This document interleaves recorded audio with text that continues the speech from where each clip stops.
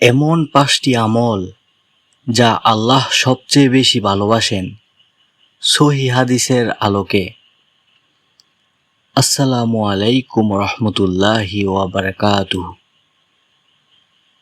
একটি প্রশ্ন করি, আপনি যদি জানতেন এমন কিছু আমল আছে যা মহান আল্লাহ বিশেষভাবে ভালোবাসেন, তাহলে কি আজ থেকেই সেগুলো শুরু করতেন না?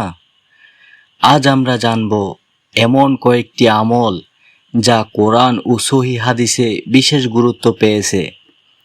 প্রথম আমল, সময় মতো সালাত আদায়।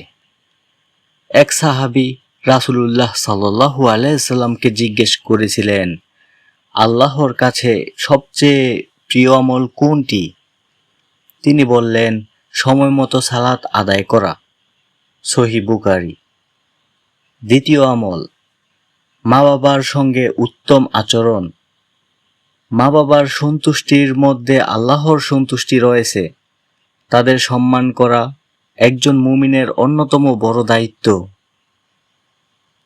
তৃতীয় আমল, নিয়মিত নেক আমল। রাসূল সাল্লাল্লাহু আলাইহি সাল্লাম বলেছেন, আল্লাহর কাছে সবচেয়ে প্রিয় আমল হলো যে আমল নিয়মিত করা হয়, যদিও তা অল্প হয়। সহিহ বুখারী ও সহিহ মুসলিম।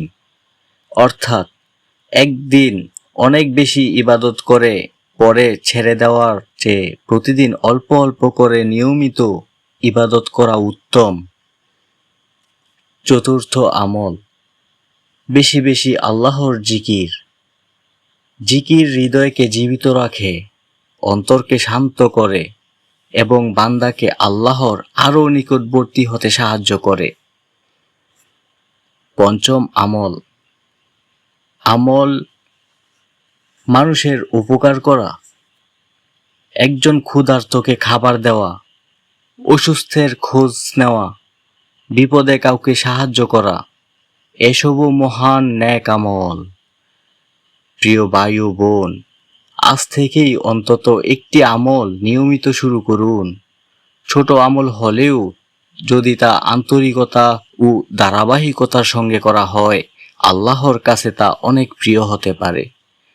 আল্লাহ তাআলা আমাদের সবাইকে এমন আমল করার তৌফিক দান করুন যা তার সন্তুষ্টির কারণ হয়।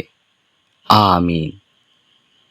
ভিডিওটি ভালো লাগলে লাইক দিন, শেয়ার করুন এবং ইসলামিক ভিডিও পেতে চ্যানেলটি সাবস্ক্রাইব করুন। আসসালামু আলাইকুম ওয়া রাহমাতুল্লাহি ওয়া বারাকাতুহু।